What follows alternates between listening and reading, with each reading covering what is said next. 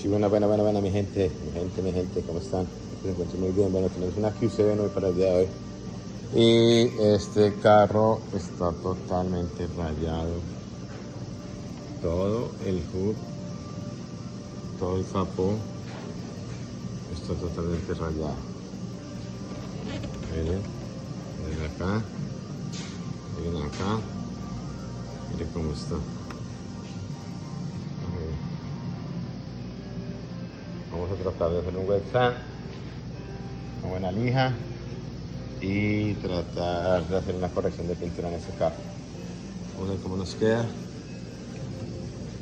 Vamos a tratar de ir hasta lo más la pintura para tratar de arreglar este hood. Vamos a ver cómo nos queda.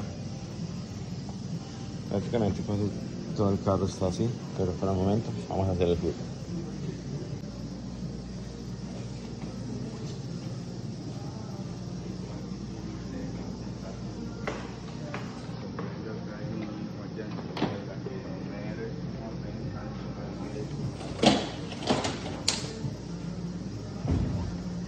Labios llegan.